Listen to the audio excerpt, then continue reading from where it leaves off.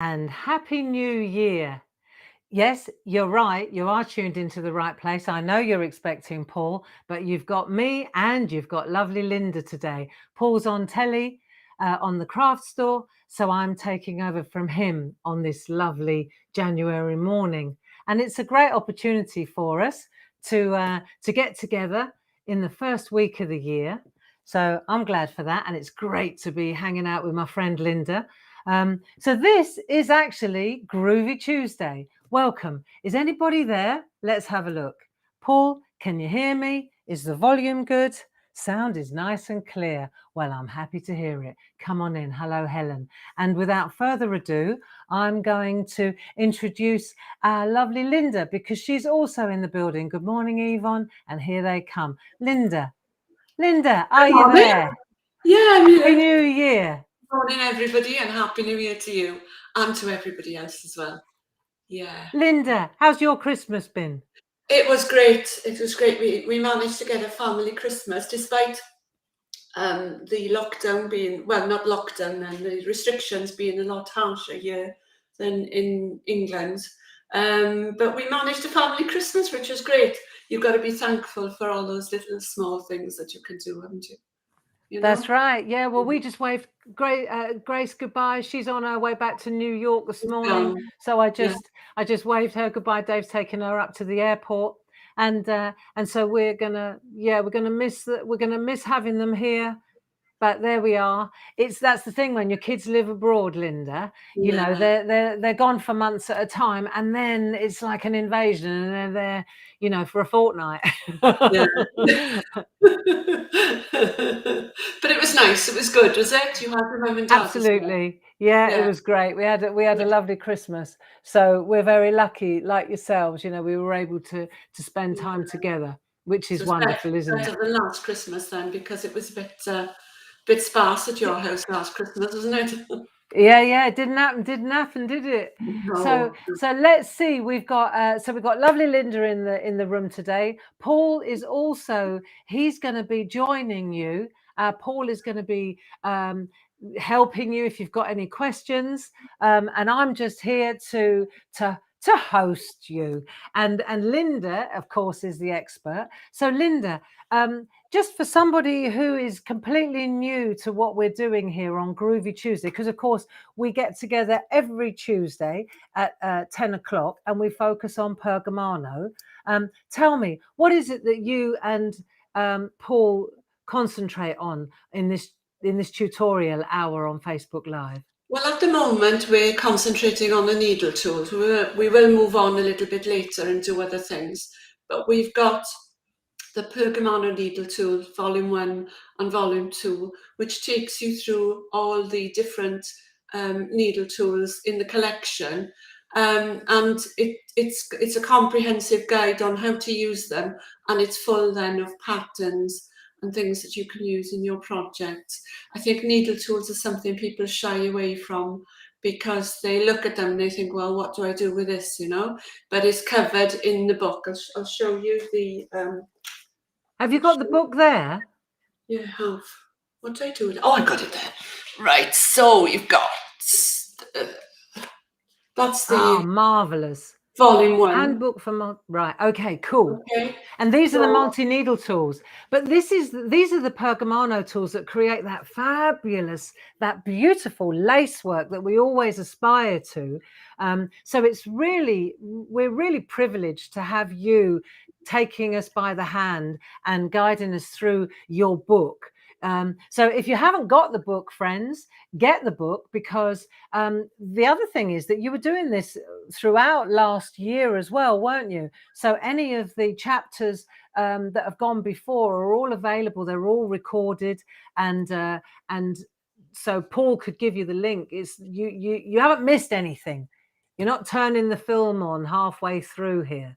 No. And the other thing is, of course, and the other thing is that each multi-needle tool has its own chapter, doesn't it? So what chapter are we working on today, Linda? We're actually, if I change my camera now and show you the book. So put the book in there. So we're on, this is volume 1. So if you if I just scroll through a little bit, my camera is placed now to actually show you, so the images will be a little bit skewed, so it will, right, so we've got, the book goes through why we use needle tools. There are a variety of needle tools. They're all different shapes and sizes, and the combination of the needle tools, the embossing within, which you can see there, and the cutting out will give you the lovely lace edges that you see. Takes a little bit of practice. Some people get it straight away. Some people have got to practice a little bit more, but it's those combinations that give you the lace work. And you get a different looking lace work with the needle tools than you do from using the grids, the beautiful grids that Josie Davidson produces. Yes. You can do some beautiful lace work with those, but this lace work looks a little bit more random than the uniform lace work that you get with a grid. So it's totally different. So then you've got some instructions.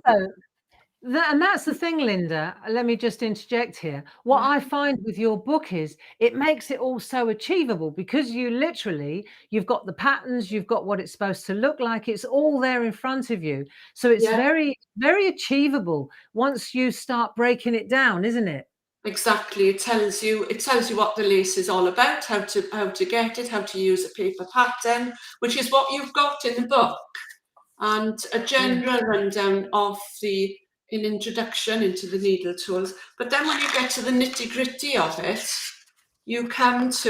we start with the smaller needle tools.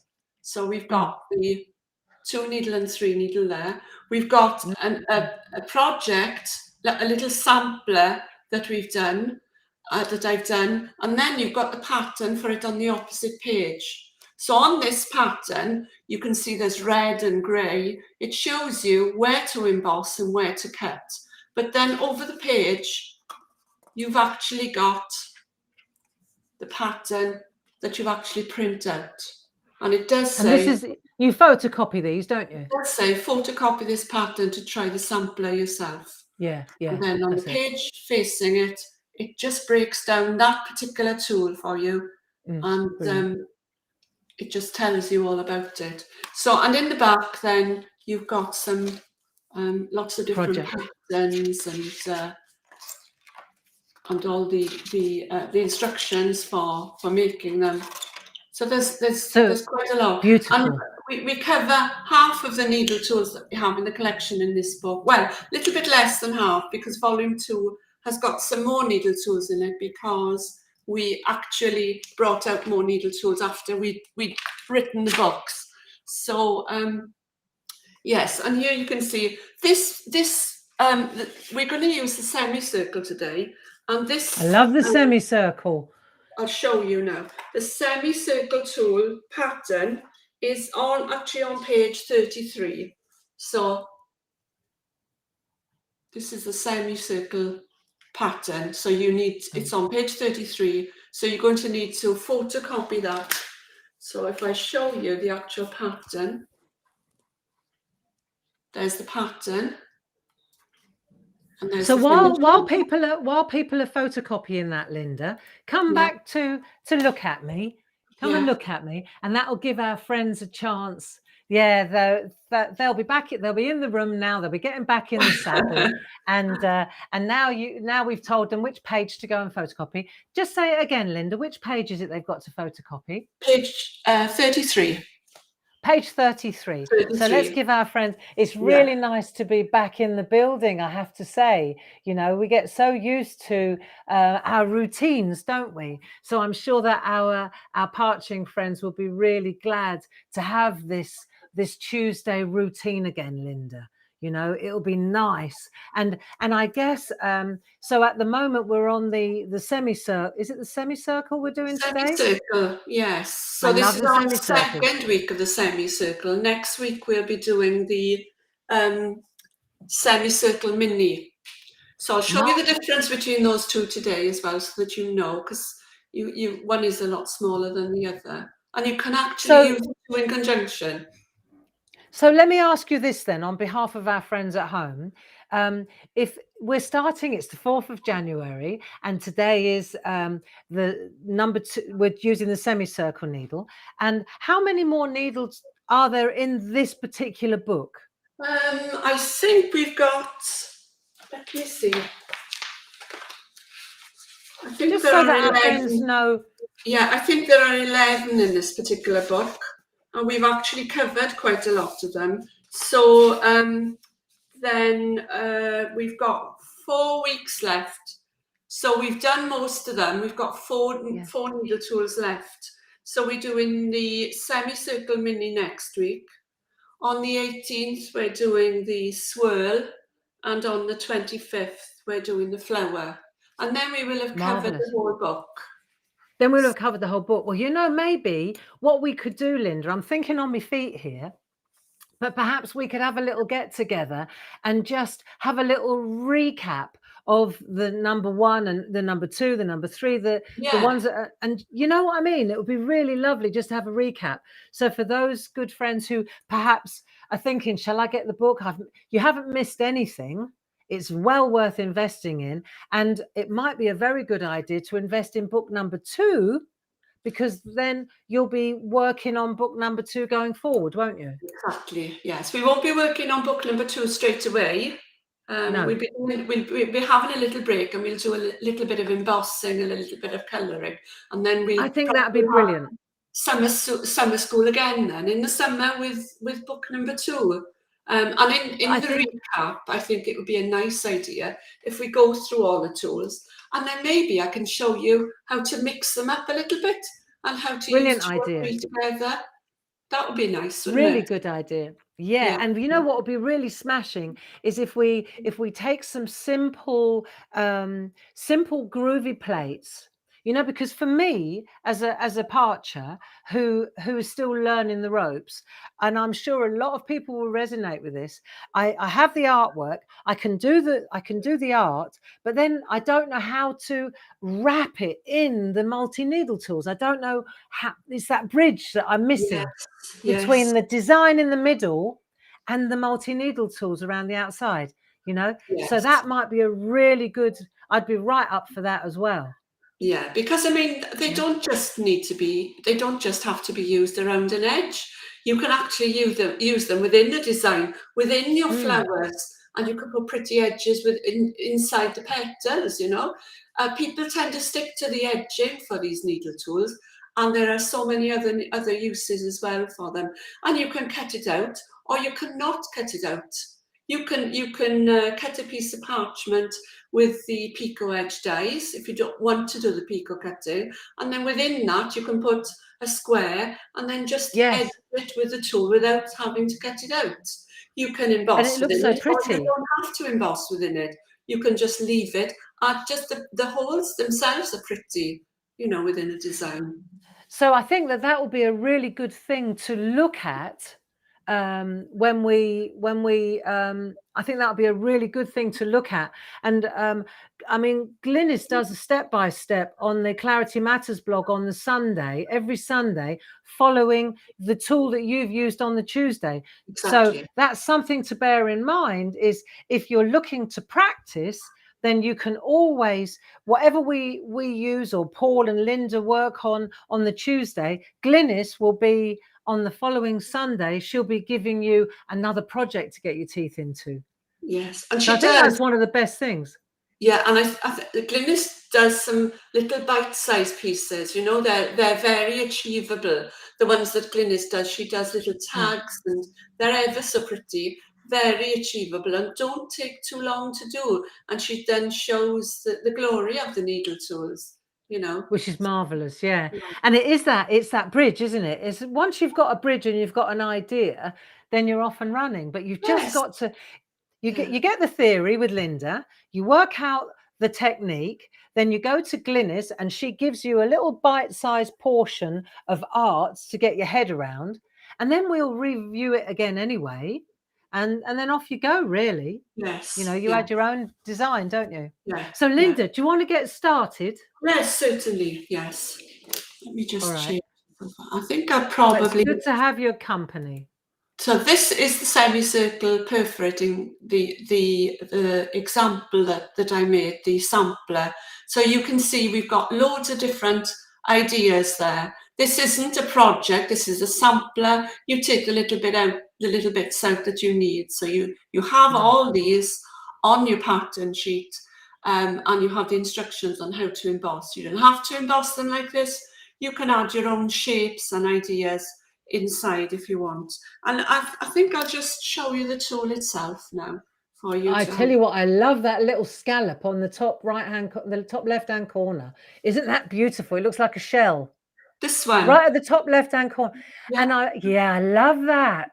Well, And I that's the tell you one what, that we did Linda, I the bet last time. that's not all of them, is it? I bet No, that's not that's the all. one Oh, that is we that the did one the you're going last for? time. See, this is what we Love did it. in the first one. So you can see the difference. There's a little. Let me see if I can bring that a bit closer. Yeah, So you've got the marvelous. little shell there, and there Yeah. you can see I've actually embossed just a plain white embossing. Yeah, beautiful, Can you isn't it? see? Can you see that one there? There's a little gap. Yeah, yeah, So yeah. that was where I was demonstrating the way not to do it. Really, it looks much nicer if you go up to and including the white line. Yeah, but So that's what how we did the interesting last that you time. how interesting, Linda, that you can take one needle tool and you can make Yeah, it look so different. so And I bet different. on And this sampler, that's not all of them, is it? And That's let me just a show you that sampler. one, because that one, there was no embossing in it at all. Remember I said you don't Mm. have to put any embossing? Mhm. So, and then we did the little swirls because it was And with good. that one where you did the no embossing, Linda, what you just showed us, wouldn't that look pretty with just a little dot in it or a little, you know, just a Exactly. dot in. Yeah, exactly. Yeah, And when I teach people to do the perforating, we always teach people to perforate shallow first because it weakens the paper. Shallow yeah. first, then do your embossing, and then perforate again, but deeper on the second perforation, so that you can actually make a bigger hole in readiness for cutting. Okay? Can I ask a novice's question, Linda? Yeah. Right, when you shallow perforate, I know I'm going to irritate you here, but that's why I'm in the building.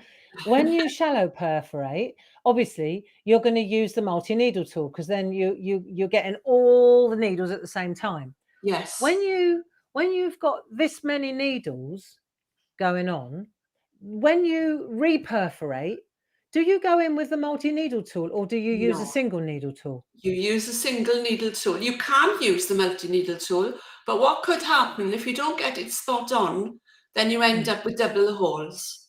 And awful, Right, it well, makes an awful mess. So it you might tears think it. it takes a lot longer to Mm. reperforate with a one needle tool, but what you'll get it spot on then, just one hole at a time. So really you will save yourself some time, because if you mess it up, it's going to take a whole lot longer.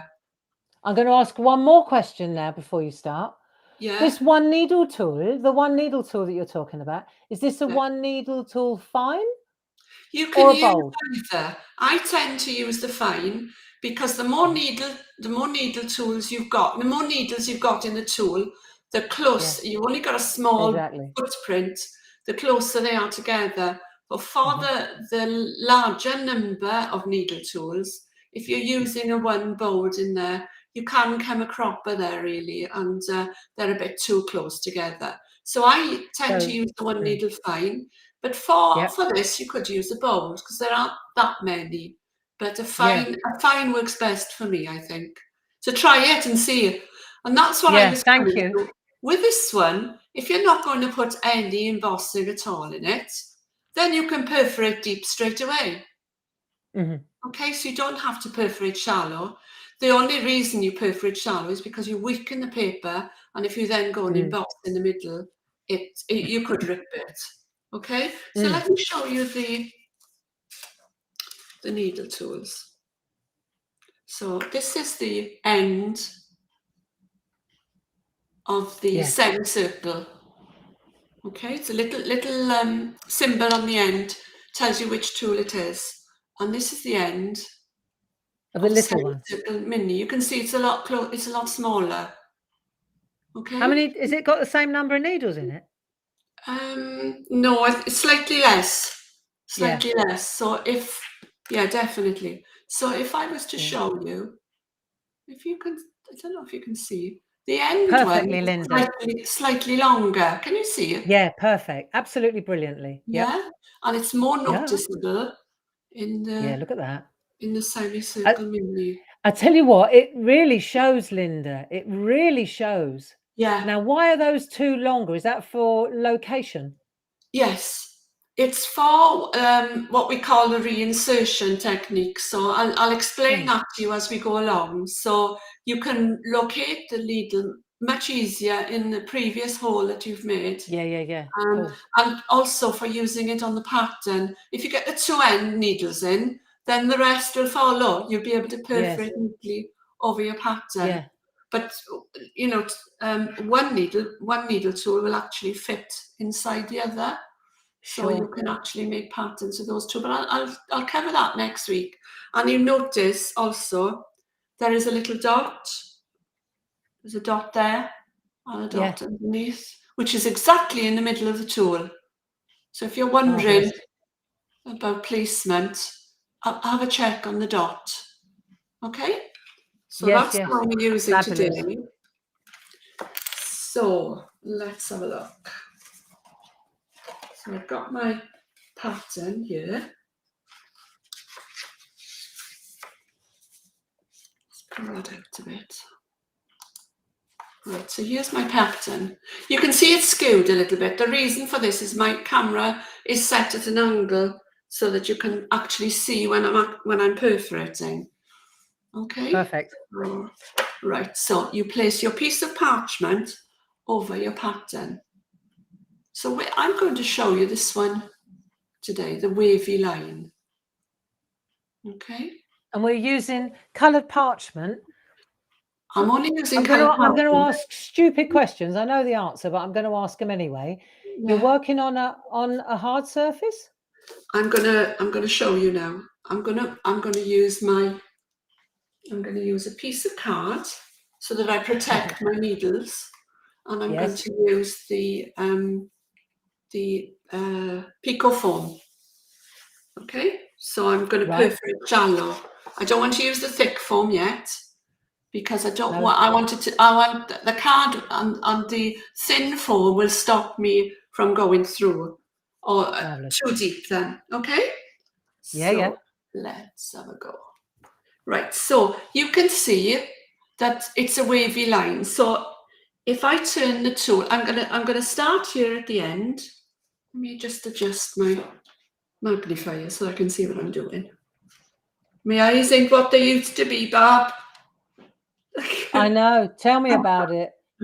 So my tool is upside down now. Okay, so I'm going to put one needle in the end hole and one needle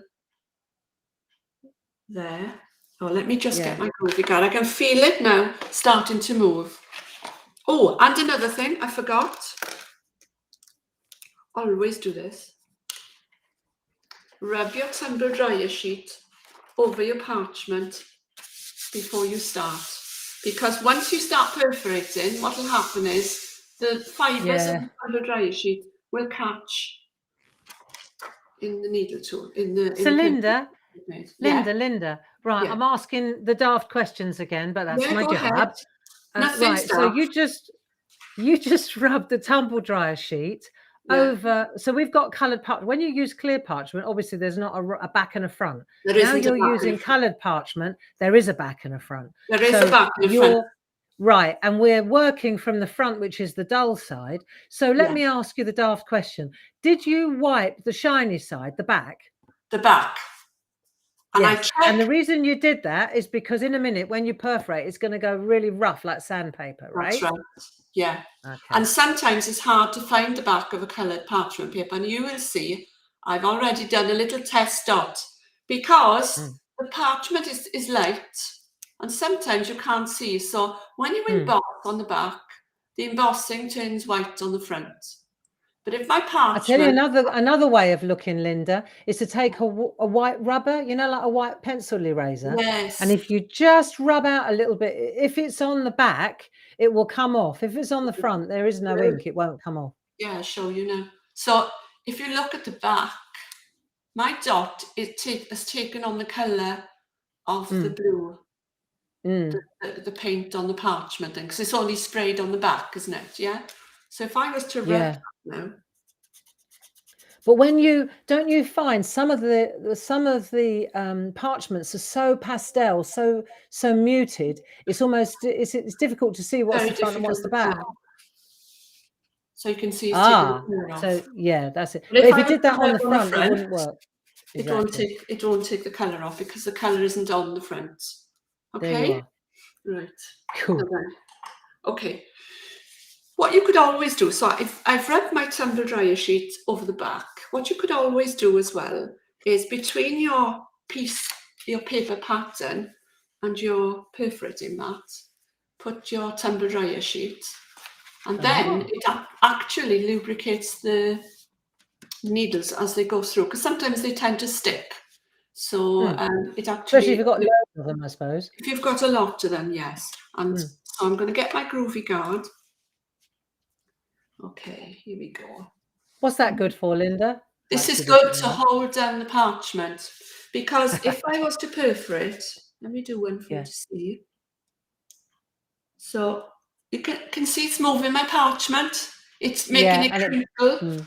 So if yeah, I put my groovy guard in there, yeah. it keeps it down. So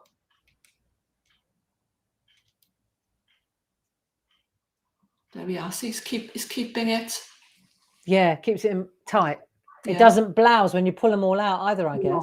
No. So what I'm going to do now is I'm going to turn the tool around the Yeah. other way. Okay. If I was to perforate there now, I'd make a complete circle. I'll do it for you to see. Okay. But I actually want to do the wavy lines. So I'm going to actually insert the one needle on the end, now on the right-hand side, into the last hole I made. And then I'm going to go into Thing that is, though, one. Linda, what Yeah. you've just shown us there with that little throwaway, like, to me, that's a little aha moment, Yeah. because now if I wanted to do like pearls around the Yes. outside, then all I need to do is use my semicircle tool. Either the large or the small would probably do the trick, right? Exactly. Yeah. Yeah. So I could now, because I love that look of pearls. Yes, me too. Yes, Do you know what I definitely. mean? Yeah, yeah. Yeah, well, there you go. Bingo. So we're going to put that needle in there. So I turn the tool around and perforate, and then I'm turning it round again, and on you go. It's a lot easier to turn the tool, actually. Normally I say turn the artwork. But in this case, it's easier to turn the tool, isn't it? Yes, definitely. I mean, you do see me turning my work quite a lot. It all depends where you've got to be able to see. This is the thing with needle tools. If you can't see where you're going, it's not going to work. So maybe, remember me telling you that. I remember the first time I met you. Well, not the first time I met you. It was we were at the retreat, weren't we? Do Yeah. you remember? And I can't remember what it was. You said to me in your lovely Welsh accent, you said, "Can you actually see what you're doing?" And I thought, and I was the teacher. I was like, "I need this. I really need this." Like a hole in the head. And you went, "Try my glasses." And it made there was such a difference, Really Linda. different, isn't it? But it was the way you said it, can you see what you're doing? It was picot cutting with the wrong glasses on, Yeah, yeah. So wasn't it? I've got my magnifier as well. So I got my glasses on and my magnifier. So And I've got my Dame Edna's. yes, My real, yeah, like, yeah. they're like really strong glasses, but they're really ridiculous to look at. I can see them from where I am, but I'm strapped in. And they're really ridiculous. They look like Dame Edna Everage glasses. And so I wouldn't actually wear them out, because I think the stronger the glasses are that you wear again and again, the more your eyes get used to them, don't you think? I think so, and I think my eyes have got worse because I'm using my glasses and my magnifier, but it's the only way I can get neat work now. I have seen people with 2 pairs of glasses on, and I quite often will try, and I think, I say to Rob, I said that, he said you've already got the pair on. Yeah, I've usually got a pair on my head, and I'm like that, and I'm like, I can't see where are my glasses, and I've already got them on my head. In fact, Yeah. I wondered why I was struggling. I got the wrong ones. Anyway. All right, back to business. Back to the drawing board. So you can see now I've actually turned my work around. So if you're actually struggling to see, you may be able to see it better if I that way around. No, you can't see it better, but I can see it better. But I'll turn it around now. So we're going along that wavy line. Okay. It's just a question of ergonomics, but you're not pushing too hard, are you? Are you pushing until you hit the card, or are you just? Yeah, just about. Yeah, I mean, you could. You don't have to go in as far as I'm going, actually. You could just mark the paper. You could just do it like that, just a slight mark. It really all depends, I think the thing about the multi-needle tool, because the devil's advocate would say, well, why can't I just use a single needle tool and go did. However, right, I've tried that, and I think it's the uniformity, it's the absolutely perfect uniformity of the multi-needle tools that makes them actually a must-have when you're doing this work, isn't it? Yes. It'd take you hours and hours and hours, wouldn't it? So we've done that. So I'll just remove that now. Take my pattern away. Can I use that pattern several times, or do Yes, several times. As long as you've been, you've got all those different patterns on it anyway, but you could even use that wavy one several times if you wanted to. It really all depends. Now I've deviated a little bit, so I wouldn't use this one again. Well, that's the end of the perfectionist, isn't it? Yeah. See, Barbara would go, that'll do. Right. And Linda, if I wanted, let me ask, I'm going to interrupt you again now. Right. So I know that we're only practicing a little bit here, but let's pretend that I wanted to actually wrap this. I wanted to do those pearls all around my little art piece, right? Yeah. How would I make sure it's straight? Just humour me. Well, I would. If I was using that sampler, would you just shuffle it a bit? I'd actually draw a white line in pencil. So let me just explain this to you, and I'll show you then. This will explain it a bit better. So I've got a sheet here that I prepared. It's an enlargement, okay? So this is what we're doing. So we've done the perforating. Now we're going to do the embossing, which is the grey line underneath, and then we're going to do the cutting, which is the red. This is what you'll find on your sheets, but not quite as big as this. So this is what we've done, okay? So we've perforated that one, and then we've turned the tool around, you've brought it up and put that end one in those two holes. And then you've carried on. So you've put one in there, turned it, and then put one in there, turned it, and put one in there. So if I was to take a ruler and draw. You use the centre line, do you? Yeah. Right. You don't need this in my pattern because it's all mapped out for you. But if you look at this now, the needle that you've reinserted is there. It's always on the line. There. So suddenly I can take this little tiny piece, this little element from the sampler, and I can run that all along the length of a piece of artwork. Yeah. Just by introducing, and the sampler actually has got enough of a wave to create a straight line, hasn't it? It has. Yes. Yeah. You know what So, I'm I saying? mean, you could just draw it in with a white pencil or even a lead Mm, pencil on your parchment. mm, You can still rub it out afterwards. But what I would say mm. is when you're rubbing your line out, do it before you perforate deep. Yes, Okay, because what you yes, do, all you'll do by rubbing it out is flatten the holes. Well, it doesn't look so good then. Okay, but perfect. if you take Yeah. that pattern a little bit further, you were talking about those little pearls, and if you look at Mm. this one, it's the same Oh, line. look. Okay, the Yeah, black and the red. yeah, So yeah. there, I've done one in green, but it's Yeah. it's it's offset. And what I've Oh, done is look. I've put that on top of that, but it's not quite making the circles. I've moved it up a little bit. So then you've got this cameo look.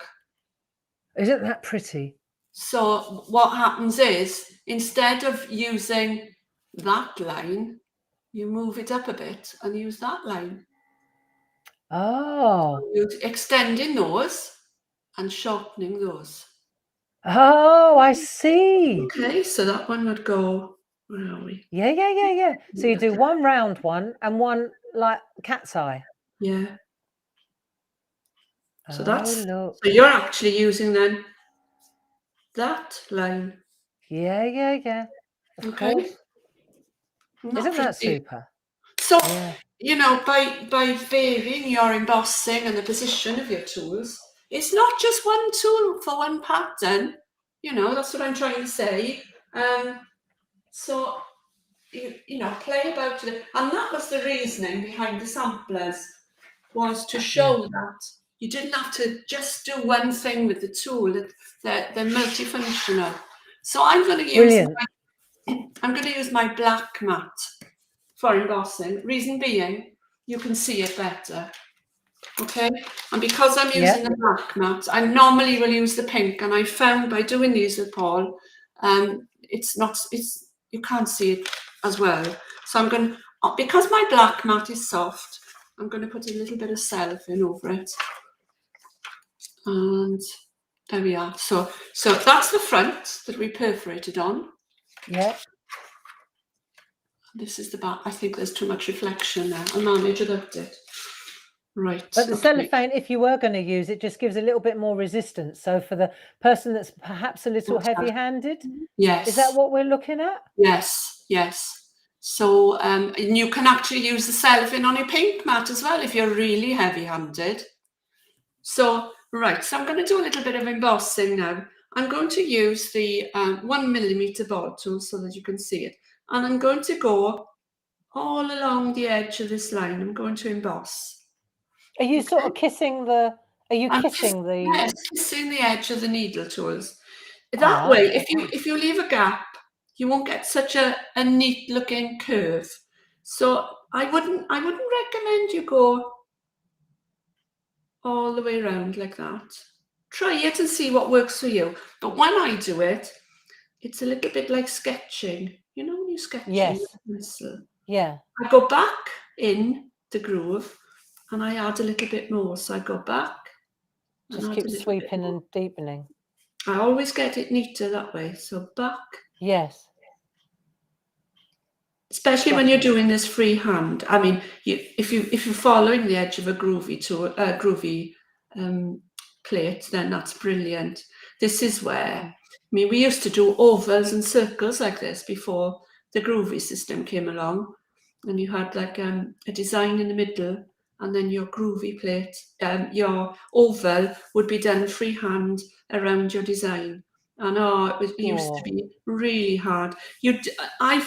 I used to actually do the oval first or the circle, because if you ruin it and you've already done your design, then you're just ruining the whole thing. It used to be really, really Yeah. hard to get an oval or a circle, but we're lucky now. We've got the groovy system, so you put your oval and your circle in first, and then go around the outside.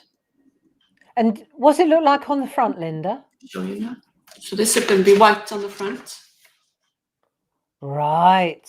Okay. So it looks really smooth. Yeah. I can't wait till you get to the caterpillar's head. It What does does. that look like? Like a really like a tadpole on steroids. Okay, I'm gonna have to do it now, aren't I?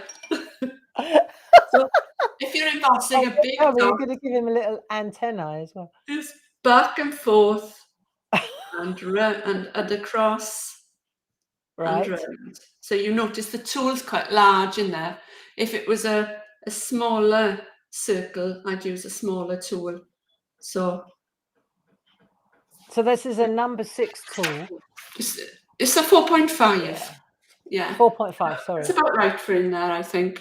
You can Yeah, always use a yeah, smaller cool. one afterwards. When you've whitened it enough, you can, I've got a Yeah. 3mm here now. I can go in and whiten it even more if you want to. But let it rest before you do that, because that's quite a big area. For smaller Yeah. dots, you don't have to let your parchment rest. No. So there we are. So we're going Oh, to isn't that lovely? perforate deep now. So I'm going to use my Pico foam. I'm just laughing at my tadpole on steroids. All I can see now is a tadpole on steroids. So I've got here the chunky foam, okay, and the Super foam, you mean? super Super foam. foam. I always forget the name of that.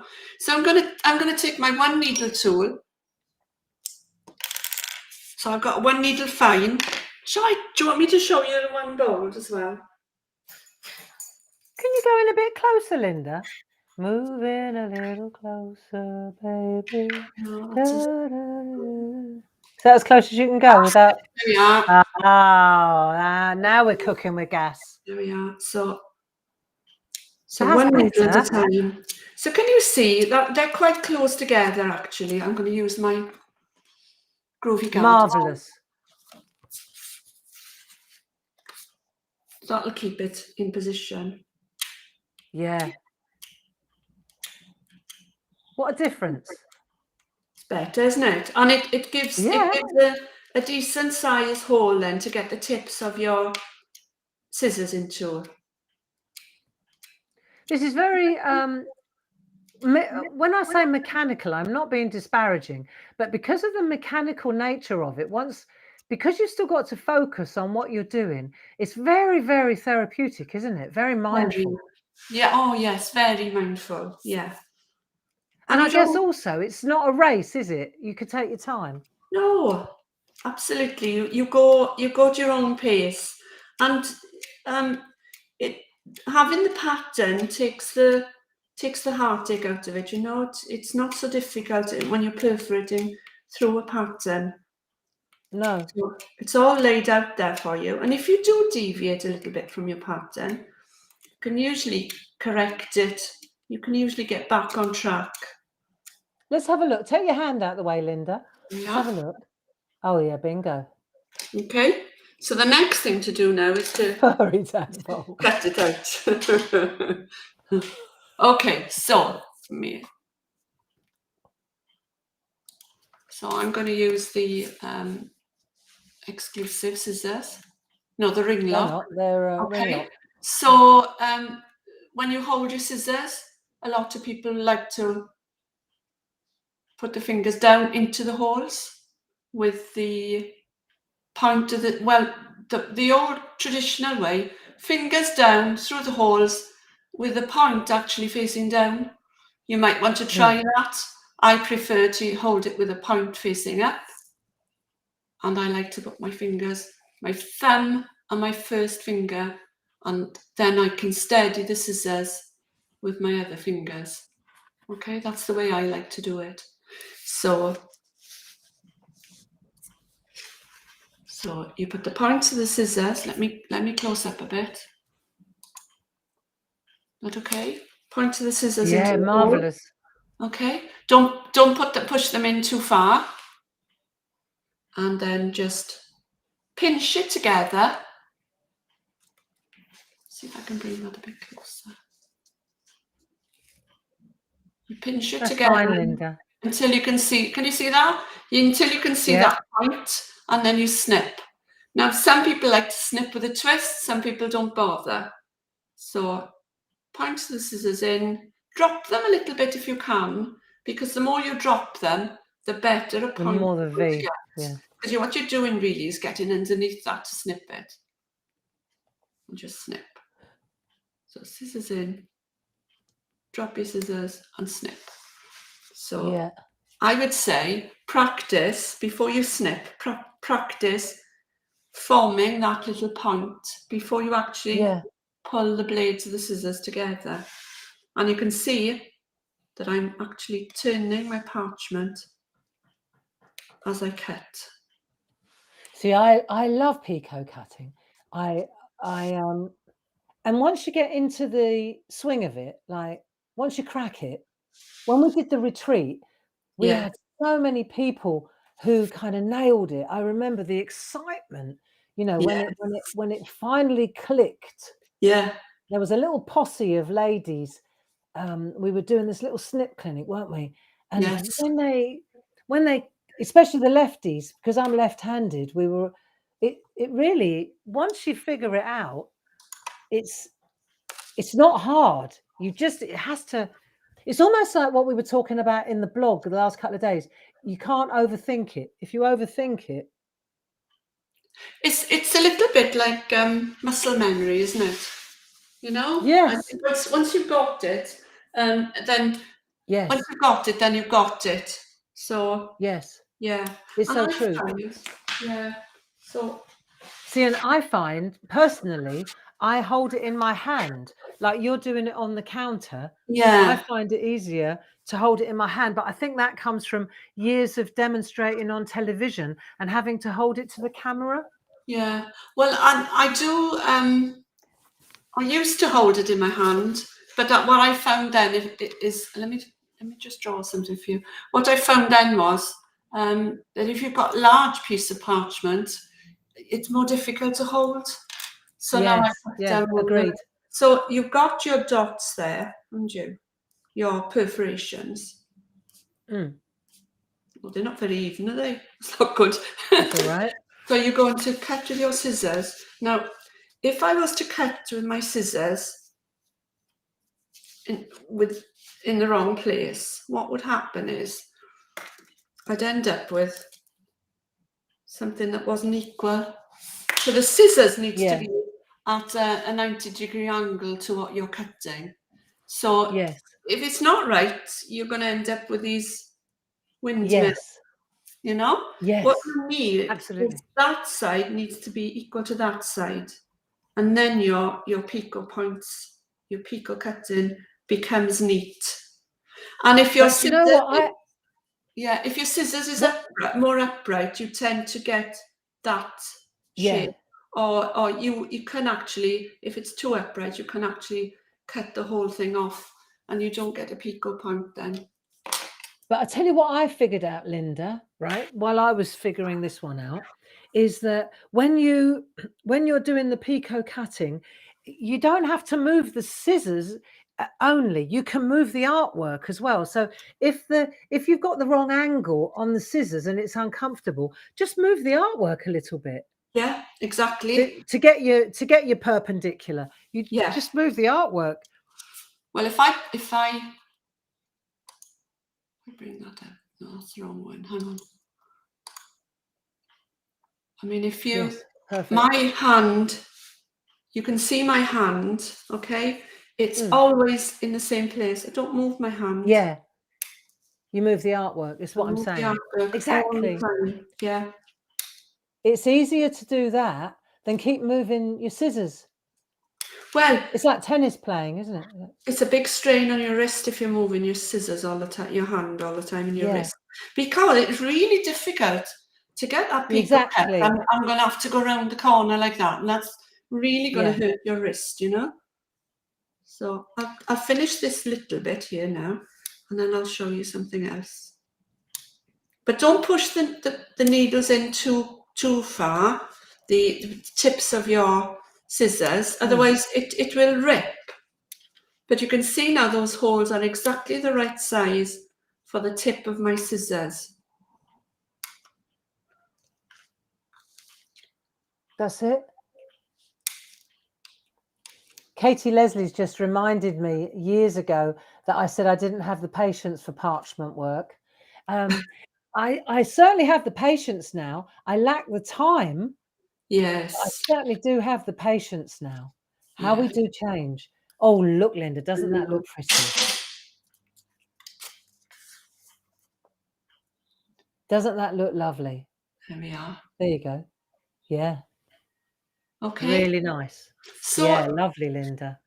if I was to, let me see now then, let me show you something else.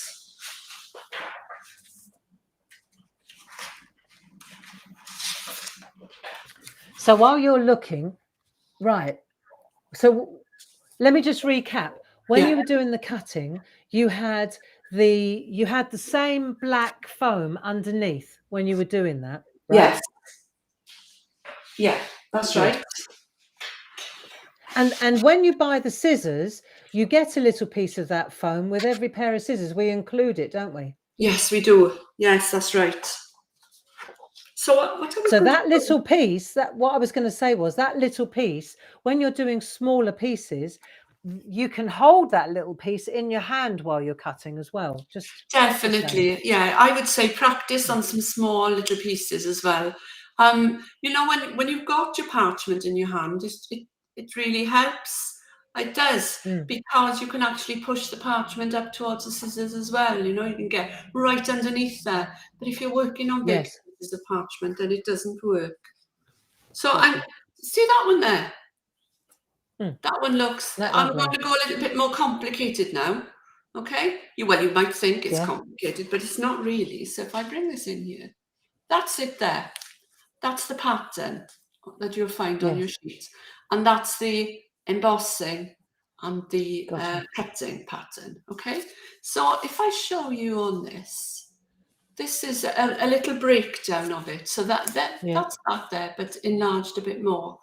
So when you're doing this, when you're doing any pattern really, study it first and find out the simplest way that you can break it down and do it. So and because these are quite close together and they're quite small, sometimes it can be a little bit overwhelming. But if you break it down and get into, it's a bit like knitting an Aran sweater. You know, you get it in your head about which way you should go. And once you've read the pattern a few times, and you can actually do the rows without looking at the pattern, it's a little bit like that. So if you look, I've got an Aran sweater. I'll have to dig it out. And you look down the pattern, right? And then 3/4 of the way down, obviously I wasn't concentrating. So it just went, you know, like it went wrong on one side of the cardigan. It's like, yep. And I wasn't going to undo it again, I can tell you. Right, so if you break this down now here, you can see there's the semicircle tool, okay? Is that So if still you the want large one?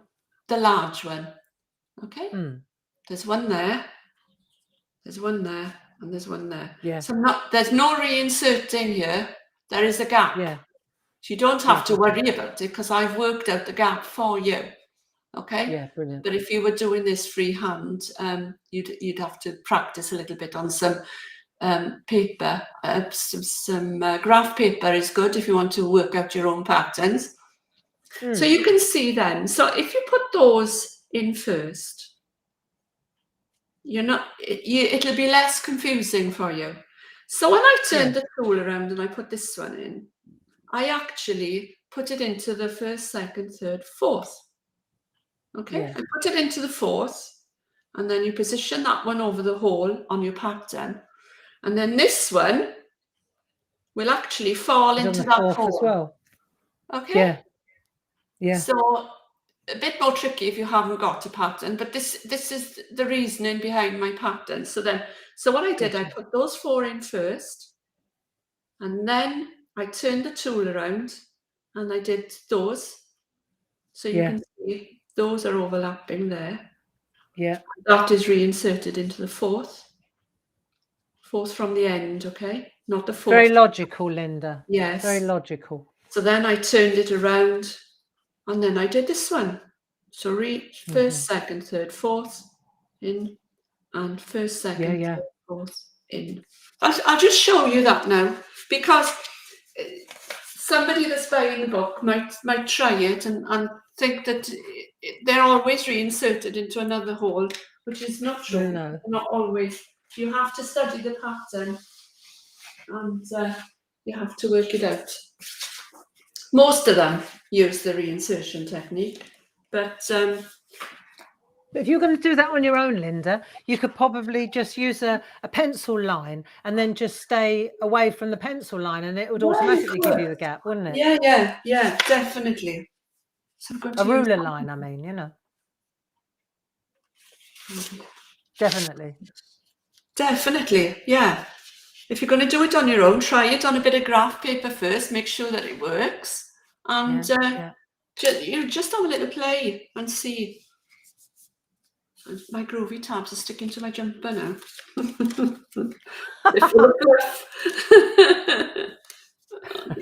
Right, okay, so there we are. This one, okay, there we are. I half rubbed it over with a tumble dryer sheet before I started. I'm going to put my tumble dryer sheet underneath. Let's bring it in a bit closer.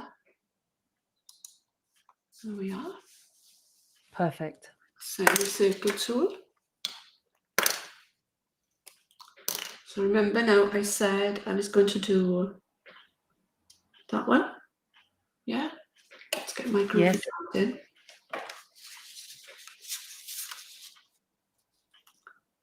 So, and that one. Yeah.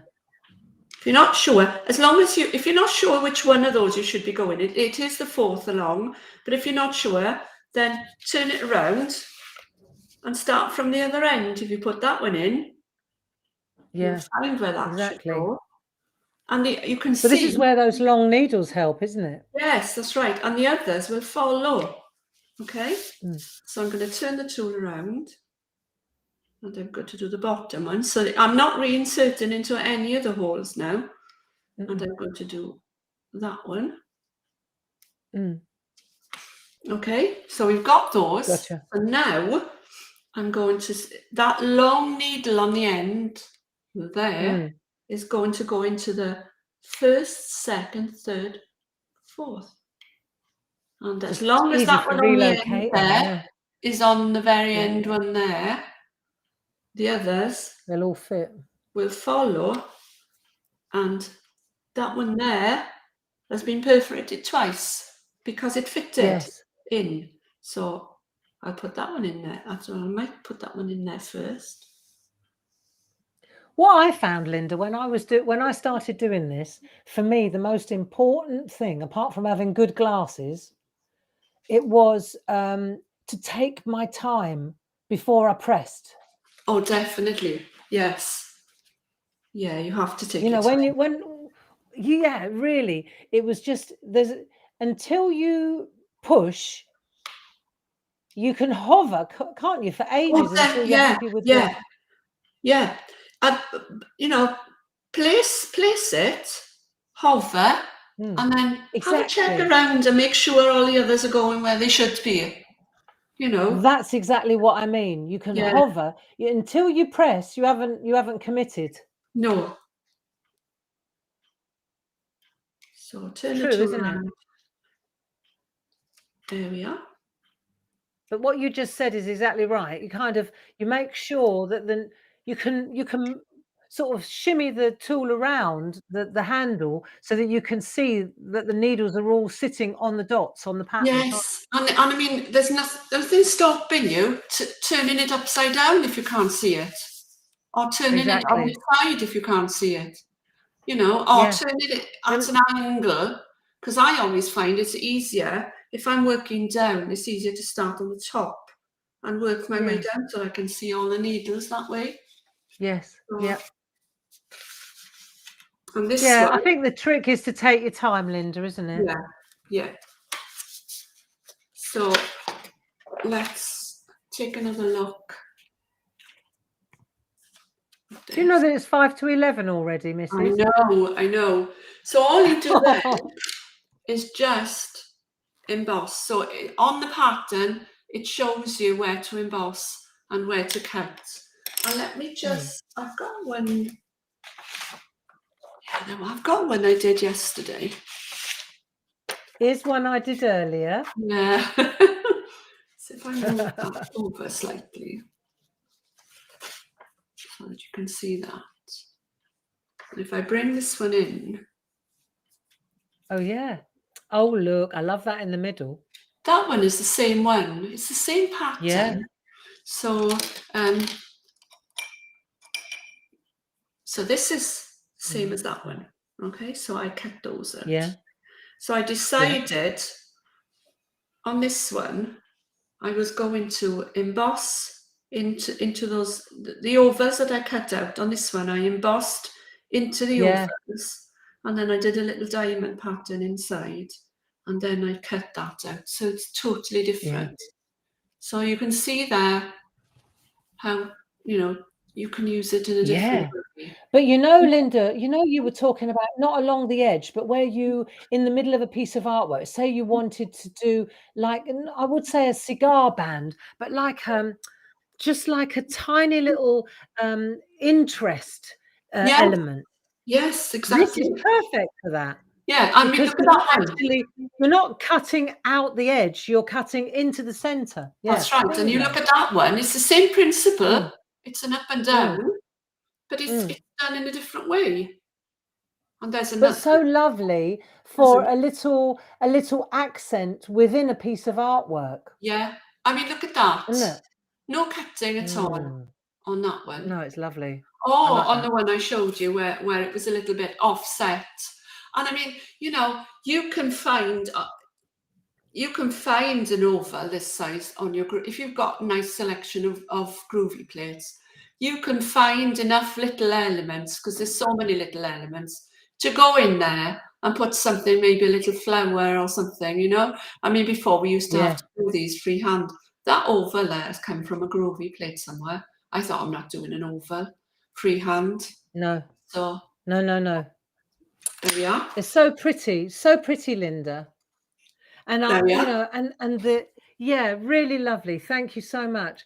And so much just if it's a new year, it's a new beginning, and if somebody wanted to tackle multi-needle tools, it's like joining a club, really, because every Tuesday at 10 o'clock, this is what we do. And who better to take you through the steps than Linda, and I think, like, we've got the multi-needle tools in stock. Of course we have. I'm sure Paul will give you the link. We've got the books in stock. We're not racing through 2022, are we, Linda? We don't race anywhere nowadays, do we? No, we don't. we don't race. And so the idea is, if you, for example, if you've got people at home, if you decided, right, today's the day that I'm going to learn how to use needle tools, you will, even if you just do 1 hour a week, 1 hour with Linda and 1 hour practicing, 1 hour with Linda and 1 hour practicing, 1 hour with Linda, 1 hour. By the end of the year, you'll have nailed it. You'll have nailed it. You get good because you do it again, and the more you do, the better you get, and the better you get, the more you want to do. Isn't that the truth? You've just got to be able to see. You just got to be able to see. Yes. And if you came to our retreats, you'd laugh your head off. You've got people that look like Welsh miners. They've got a great big, isn't it? Yeah. Then you've got people that have got magnifiers strapped to their chests. Yeah. Then you've got people that come with lights, and you've got light tables. It's like the Blackpool illuminations, isn't it? It's brilliant. But they learn so much, and because they're doing it all the time, they go away with magnificent pieces of work. And I mean, this Groovy Tuesday, it's not. There's nothing formal about it. It's very, very informal and friendly, and it's like having your mates over. The thing is, Linda, it's free. It's free. There's no money attached. Apart, you need the tools if you're going to do the job anyway. But there's no fee. It's free, And to be getting taught, to be given tutorials from the best in the world, you can't beat that. It's amazing, Linda, and we're really grateful. And also, I wanted to flag up on our website there is an area that that's dedicated to the parchment, to the Pergamano. But now I'm going to have to love you and leave you because the tree surgeons have just turned up. Can you hear them? Okay. They just woke up. Yeah. Listen, thank you so much, Linda, for everything. No problem. And don't forget, next Tuesday again at 10 o'clock. Cool, it's getting loud now. At 12 o'clock and 4 o'clock today, Paul is on the craft store, and I shall be kicking off the new year on Thursday at 10 o'clock in the Shack Shack. So there you go. Lots of love and best wishes, Linda. Thank you. Bye. I'll speak to you later. Okay. Bye. Bye, folks. They started 5 minutes early. What can I tell you? Happy New Year. Happy New Year to you. And thank you, Paul, for your help. Stay safe. Bye-bye, guys. Bye.